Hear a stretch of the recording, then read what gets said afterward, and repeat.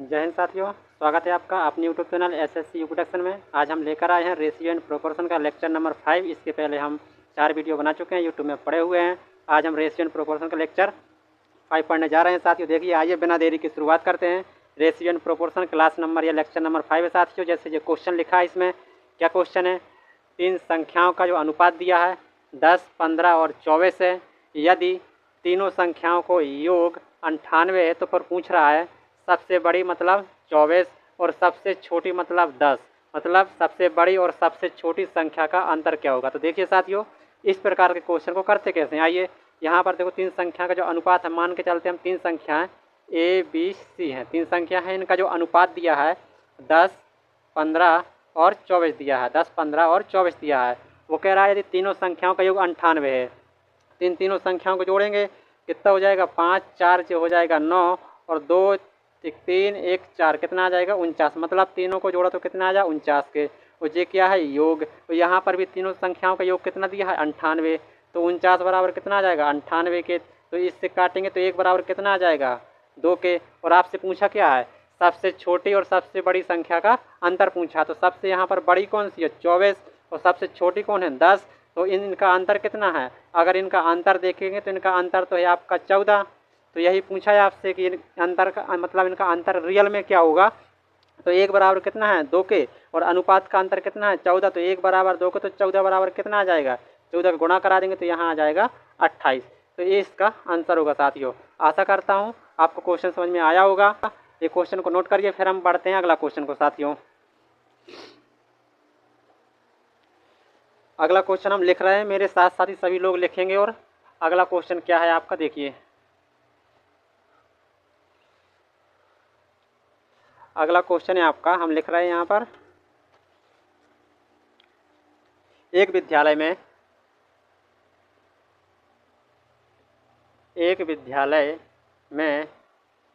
400 विद्यार्थी हैं। एक विद्यालय में 400 विद्यार्थी हैं या 400 विद्यार्थी हैं, जिनमें लड़के और लड़कियां का अनुपात, जिनमें लड़के और लड़कियों का अनुपात, जिनमें लड़के और लड़कियों का अनुपात 5:3 है। यदि 50 लड़कियां और बढ़ जाएं तो अब लड़के और यदि 50 लड़कियां और बढ़ जाएं तो अब लड़के और लड़कियों का अनुपात क्या होगा। ये क्वेश्चन है साथियों आपका। देखिए इसमें लिखा क्या है, आइए। एक विद्यालय है, उसमें टोटल विद्यार्थी 400 थे, जिनमें कुछ लड़के थे और लड़कियां थी। तो देखिए कुल विद्यार्थी 400, लड़के और लड़कियों का जो अनुपात है यहाँ पर लिख सकते हैं कुल विद्यार्थी। यहाँ पर हम लिखे साथियों, कुल विद्यार्थी जो हैं वो आपके कितने हैं? 400 हैं। और boys, B for boys, G for girls, boys और जो गर्ल्स का जो अनुपात है वो कितना है? 5:3। तो यहाँ पर हम लिख देंगे 5:3। पहले इस रेशियो के माध्यम से कुल विद्यार्थी में रियल में कुल कैंडिडेट निकालने, कहने का मतलब इतने में से कितने लड़के हैं और कितने लड़कियां हैं। तो देखिए यहाँ पर कहने का मतलब 5:3 में अनुपात बॉयज़ और गर्ल्स थे। अगर इनको जोड़ेंगे तो 5 कितना हो जाएगा? 8। जी क्या हो जाएगा? अनुपात। और जब जी कुल कितने हैं? 8। तो कुल कितने हैं यहाँ पर? 400। तो 8 बराबर कितना आ जाएगा? 400 के। 1 से काटेंगे 8 पंचे 40। तो 1 बराबर कितना आ जाएगा?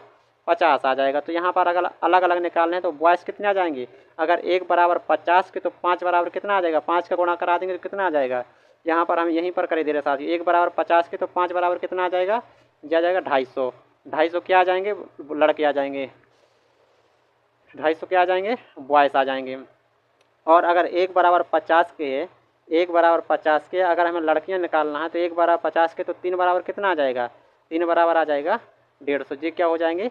गर्ल्स हो जाएंगे। तो कहने का मतलब यहाँ पर जो बॉयज़ कितने हैं? 250 और गर्ल्स कितने हैं? 150। अब 400 में से इतने जी आ चुके हैं। अब कह रहा है उसमें कि 50 लड़कियां और आ जाएं, तो लड़कियां 50 150 थी, 50 और आई हैं तो 50 और ऐड कर देंगे, तो यहाँ पर कितना आ जाएगा, जो लड़कियां आ जाएंगी अब लड़कियां बन जाएंगी आपकी 200।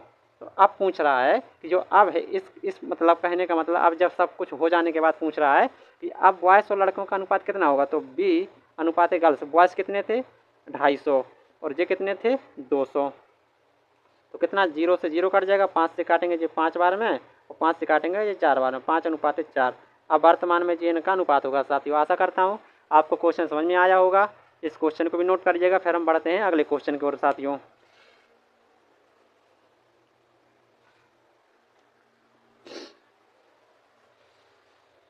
रफ करते हैं साथियों, हम अगला नेक्स्ट क्वेश्चन करते हैं अब।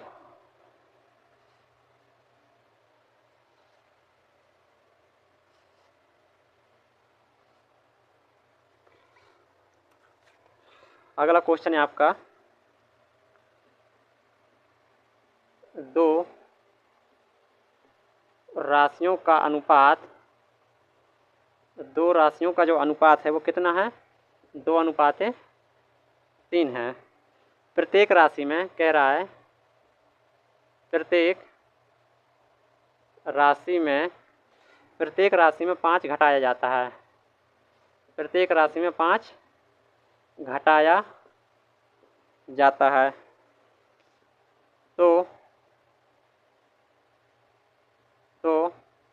अनुपात 3:5 हो जाता,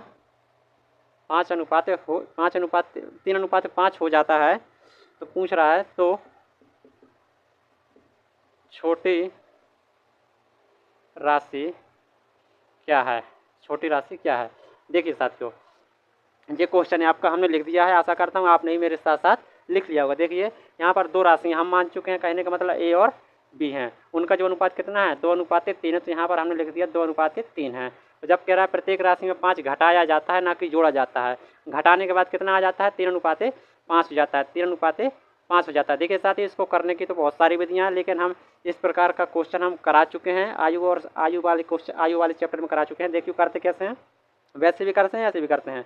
देखिए हम यहाँ पर इनका अंतर देखेंगे, यहाँ पर 1 का इनका अंतर देखेंगे, यहाँ पर कितने का 2 का।